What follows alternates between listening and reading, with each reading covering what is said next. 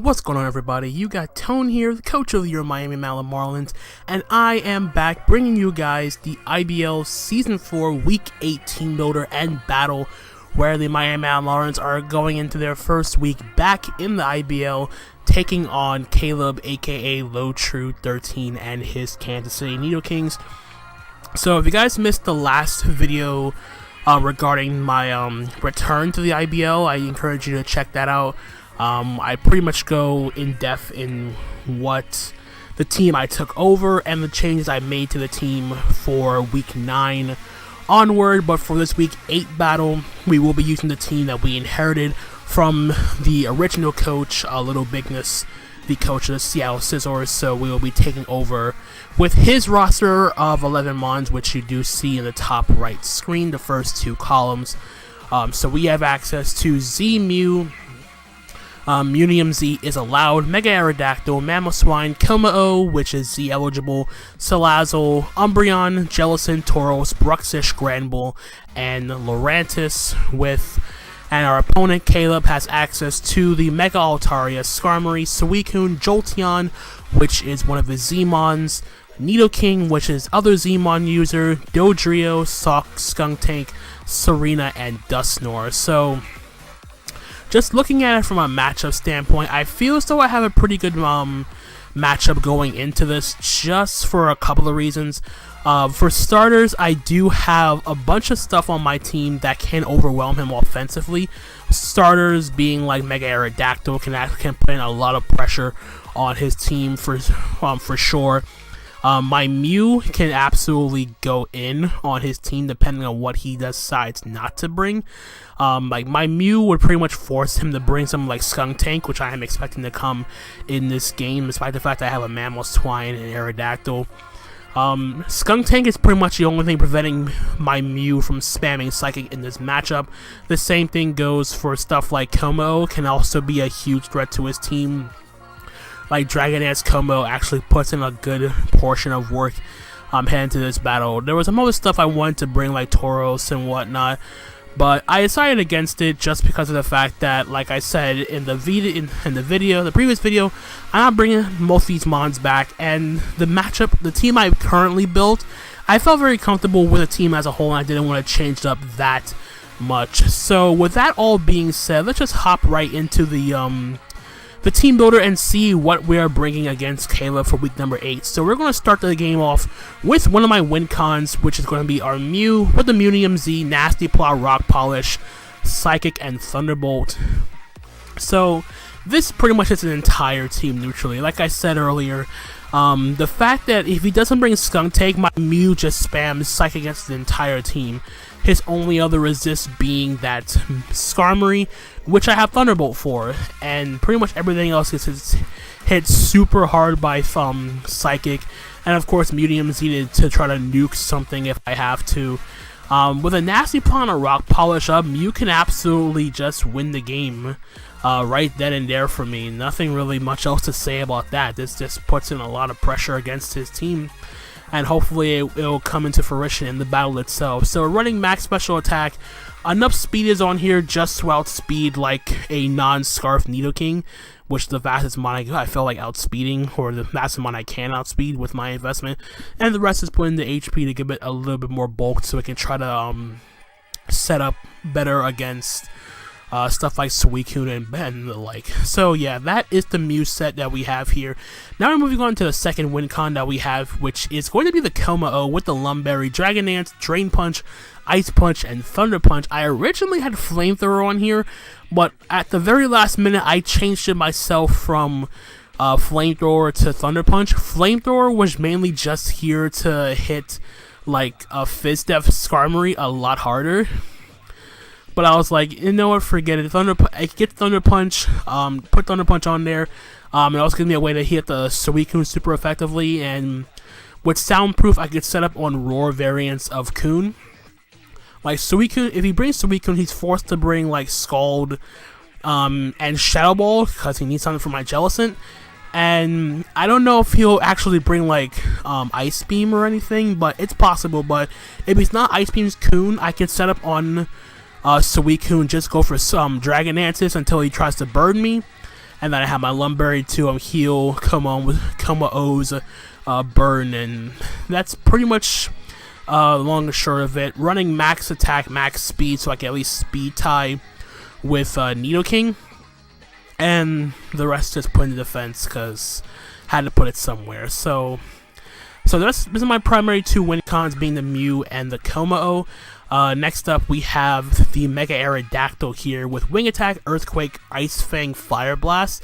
This is a matchup where I didn't need Stone Edge because the only thing on his team weak to Rock is the Dodrio, which already gets hit by Ice Fang. And I was very, very paranoid about Sawk, so I wanted to make sure I have some coverage for the Sawk, so I have Wing Attack on this set. Fire Blast is just here because I'm expecting the Skarmory to come to be the main switch in to the Mega Aerodactyl, so I'm rocking Fire Blast. I believe with some prior chip damage, Fire Blast does 2 KO a full Fizz Def Skarmory, which I am kind of expecting, just because I have so many physical threats to on my team to his team. So I'm kind of just expecting that to be the case. So max attack, Adamant, enough speed to outspeed Jolteon, and the rest is put into special attacks to boost the power of Fire Blast, which is, like I said, it's just here for Skarmory. The other thing here for Skarmory is my Choice Scarf Salazzle with Fire Blast, Sludge Wave, Flamethrower, and Toxic. I did not need any other coverage move on this Salazzle because the combination of Fire plus Poison hits his entire team neutrally anyway. There was like literally no reason for me to try to force the issue with like a Hidden Power, because it made no sense to bring Hidden Power Electric for Suicune or any of that nonsense. Toxic was just a better filler move because I get a free Toxic off on everything thanks to Corrosion. Fire Blast, just the strongest move to click at the very point. Sludge Wave deals with Mega Altaria and whatnot. The Scarf Dodrio is the same. Flamethrower just gives me more accurate fire stab, so I don't have to risk Fire Blast missing at some juncture in the game. And Toxic, I already talked about. It's free Toxic. Poison types can't miss. So that's pretty much the Salazzle right there. Max special attack, enough speed for the Scarf Dodrio. Enough speed for Dodrio, the rest is just balanced out with its HP and whatnot. Then from there we have our Jellicent, which is basically just my primary way of dealing with Suicune. I needed to switch in to Suicune very, very badly. And I'm running a fast set here with Shadow Ball, Recover, Toxic, and Taunt. Running enough speed to outspeed a 4-speed Suicune, and the rest is put into defense. But like I said, this is my primary way of switching in and keeping Suicune in check. Cobra Berry is just there, nice for like knockoff Sawk. I can pretty much force it out with like a Fearing of a Will-O-Wisp, but like I said, the main objective for Jellicent is just to keep that Suicune in check as much as I possibly can. So that is a Jellicent. And lastly, we have our Mamoswine, Earthquake, Ice Tricycle Crash, and Stealth Rock. I needed rocks somewhere on the team, and my best bet was Mamoswine, excuse me, just because of the fact that it can force a lot of switches. It baits in the Suicune for Jellicent and the like. And we're just running a very straightforward offensive set here just because I wanted to at least speed tie with Jolly Max Speed out with Mega Altaria.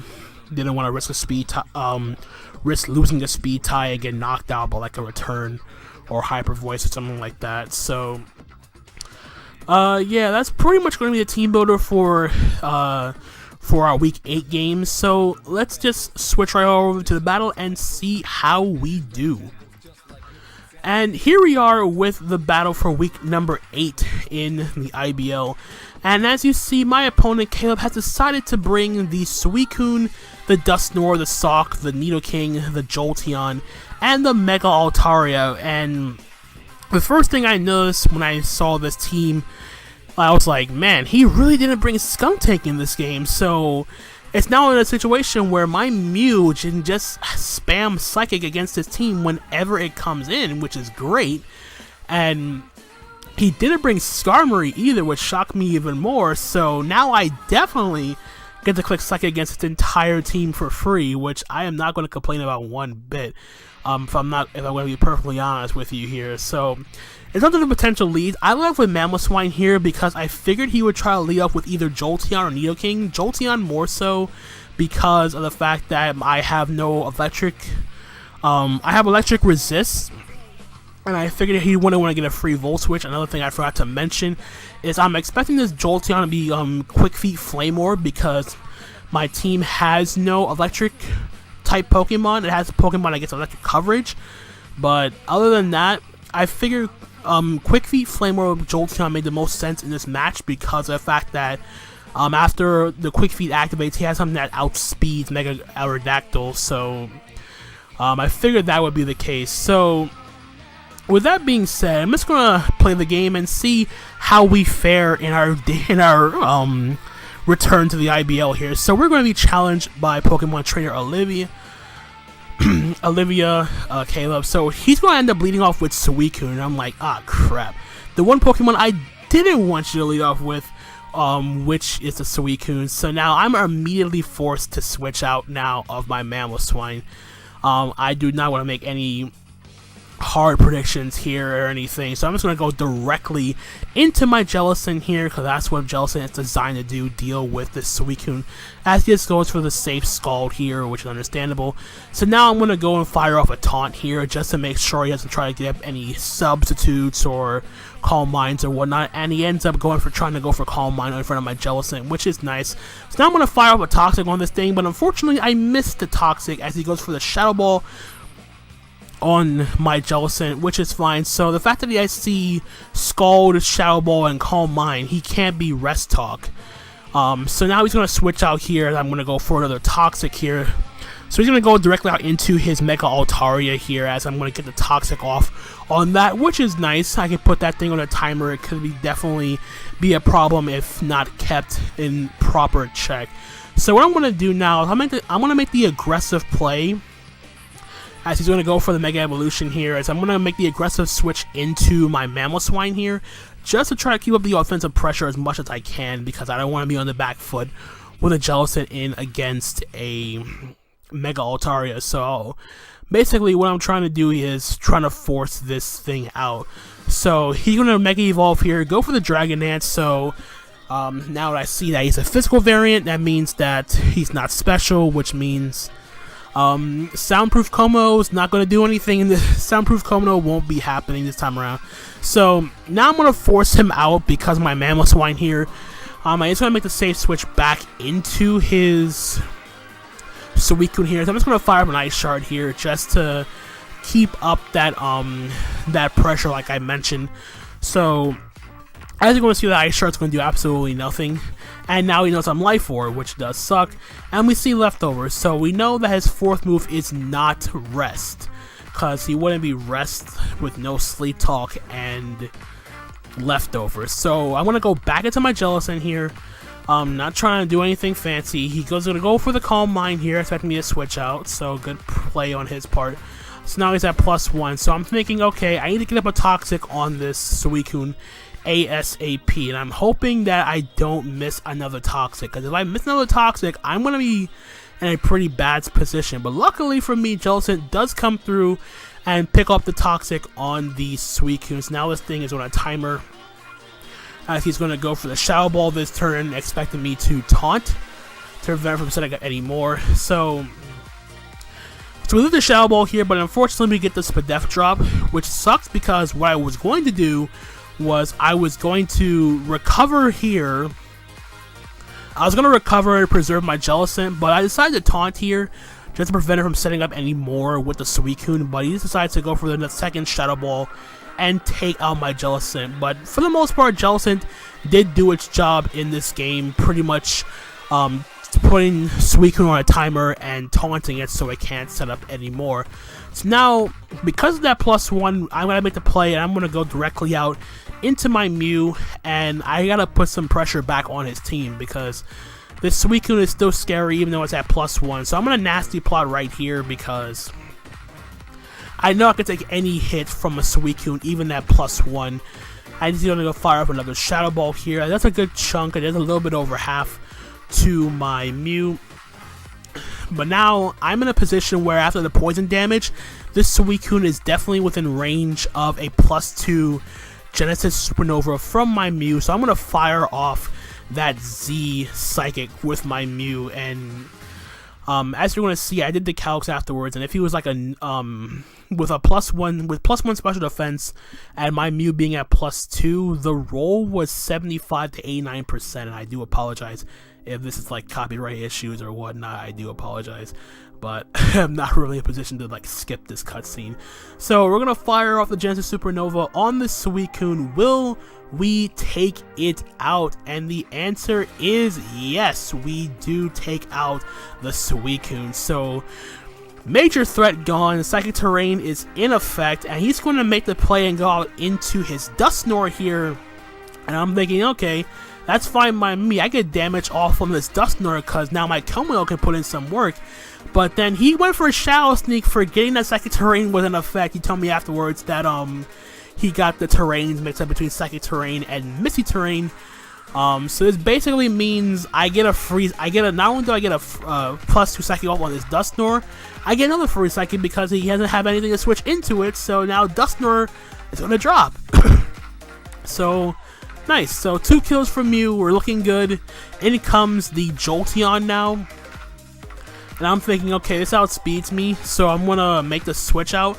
I'm gonna go directly and go hard into my Mamoswine again, because I don't want him to go for a Thunderbolt here. So he's gonna fire up his own Z move, and it turned out to be the Savage Spin Out. So this thing is packing Signal Beam for my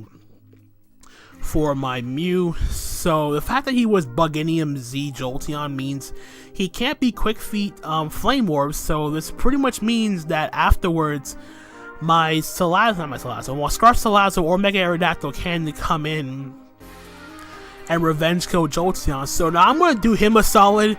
I'm gonna Ice Shard myself in Psychic Terrain so that way he doesn't feel bad.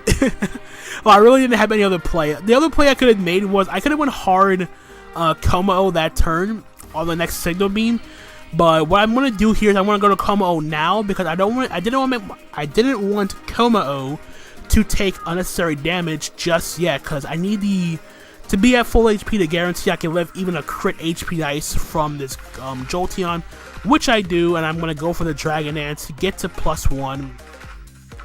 And right now we are sitting pretty because at the very least we're getting at least 1 kill with our boosted Kommo here. So he's gonna make the switch out into switch out of Jolteon into his Nidoking. I'm gonna go for the Drain Punch because why not? Now I don't know if this is Scarf Nidoking or not. At the very least, if he's Scarf Nidoking, this is at the very least a speed tie. So I'm gonna stay in and risk a speed tie. We do win the speed tie. Get the Ice Punch off. And the Nidoking is just going to drop to his Ice Punch. So that is very, very cool. No pun intended. So now in comes the Sock. And I'm like, okay, this Sock can definitely take a Drain Punch because I didn't see Mold Breaker. So he has to be sturdy. So I'm going to go for a Drain Punch here. That does about half. So that's a very bulky Sock. But I do get back to full HP if he fires off a close combat. I know I can take a close combat from a Sock. Unfortunately, I don't take one from an Adamant Choice Banded Sock, as you're gonna see. So just to clarify what happened with this particular turn, the only way that Sock killed my Kommo was with Adamant Choice Band. That was literally the only Sock that beat my Kommo, because even with Adamant Choice Band, the roll was 90 to 106. If I lived that close combat, I won the game right here, because Mega Otaria is on a timer. It dies to +1 Ice Punch. Jolteon gives me health back with Drain Punch, and Sock gives me health back with Drain Punch too. So I literally would have won the game right here, but unfortunately that did not work out the way I wanted it to. However, because of the fact that he went for close combat, I get a free switch into my Salazzle here, my beautiful Totem Salazzle. I'm going to fire up a Sludge Wave here. I do this for 2 reasons. I could have went Mega Aerodactyl on this turn, but at the same time, I didn't want to risk Jolteon not dying to the Earthquake, so force a Jolteon in now and force it to take damage, because I know Salazzle can take a Thunderbolt from full from this Jolteon. And I get off roughly half on the Jolteon myself. He's going to fire a Thunderbolt here and do a good chunk to me. So now I'm going to make the play. I'm going to sack off my Mew, because I need my Salazzle to check the Mega Altaria, as he decides to Volt Switch this turn, which is fine by me. And so he's going to Volt Switch out into his Mega Altaria here, which is fine, because now I want him to kill me. I want him to take out my Mew for two reasons. One, I'm putting him into a position where he can't get up to Dragon Dances with his Mega Altaria. So I want to Rock Polish here, expecting him to Dragon Dance, which he actually does do right here. So this is nice for two reasons. One, I now get off damage with my Mew with Psychic. At the same time, he's forced to go for a second Dragon Dance, which he needs to do, but at the same time, he can't.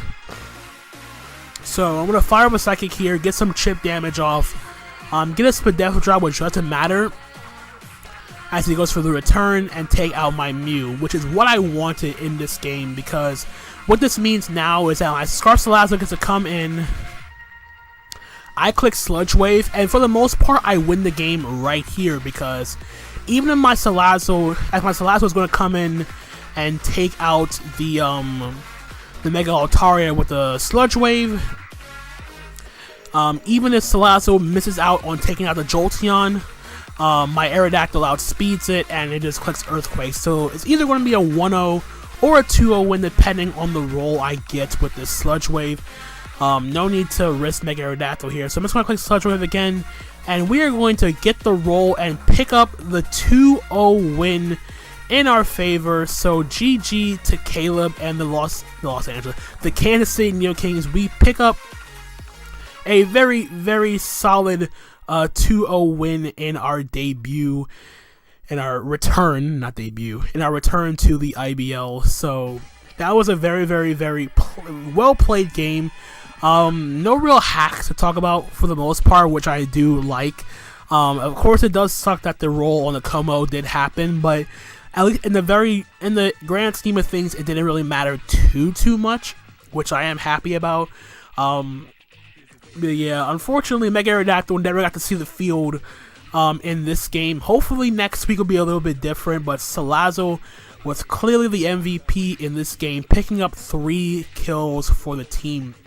And Mew putting on some immense pressure on his team early on against the Suicune and the Dusknoir, which was very, very cool to pull off.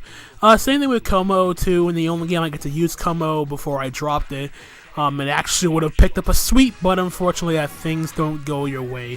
But nonetheless, we are now 6-2 after this game with a +8 differential, I'm assuming. I'm pretty sure it's +8. So we're still sitting pretty. We're still number 2 in the conference. We're a game back of first place, which is very, very nice.